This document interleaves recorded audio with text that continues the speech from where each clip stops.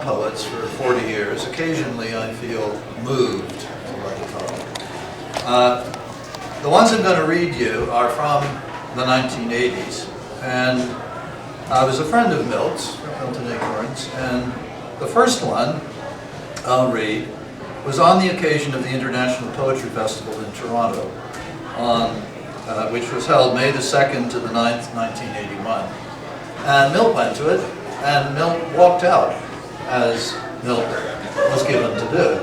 He didn't just walk out, but I won't give you all the details because it's a very mixed audience tonight. Some people might be, yes.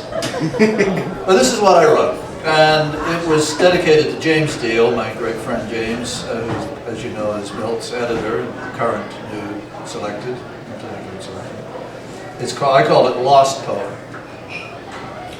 At the International Festival, the bards gather to celebrate the zeitgeist. Willfully drunken on its own words, the head speaks its old Hegelian invocation. Science alone is the theodicy. In the purer language of fools and patriots past, the human is remembered. Outside, a rugged hoarding writes a Chilean refrain, for none to analyze. Your lifestyle is our death style. Well, that was attempting a Milton Acorn.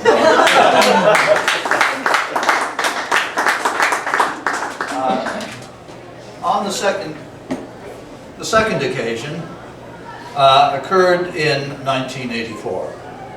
Milt was still alive, and I was inspired to write another Miltonic, in the sense of Milton Acorn poem, because I was at McMaster at the time, studying at McMaster University for my master's, and I went downtown to the center of Hamilton. Of course, this is a poem about Hamilton.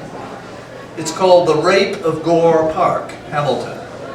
And it's for a friend of mine at the time who was teaching at Mac, Louis Greenspan.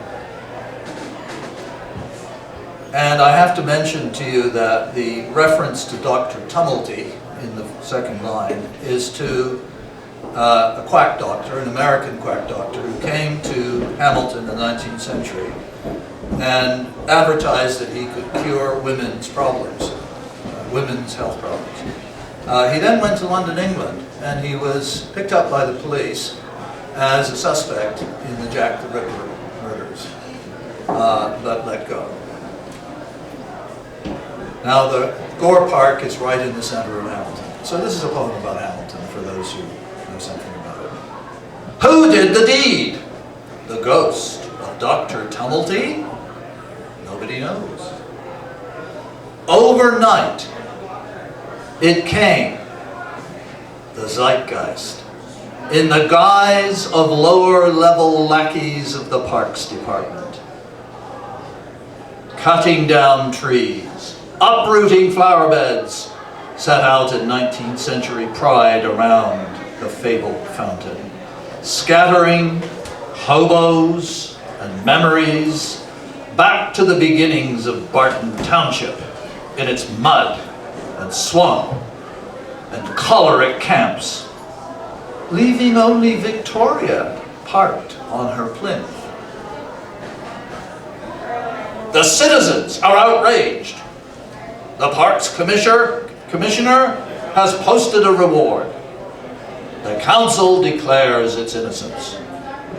The Spectator, the newspaper, the Spectator has recorded the spectacle and made its speculations. It's 1984. The Industrial Revolution has eaten its children. Bon appetit. I didn't mention that Milton Acorn's favorite poem was about Hamilton. Favorite poem from the 19th century. It's The City of the End of Things by Archibald Lampman. And it's about the industrialization of Hamilton. This is about the deindustrialization, if you like.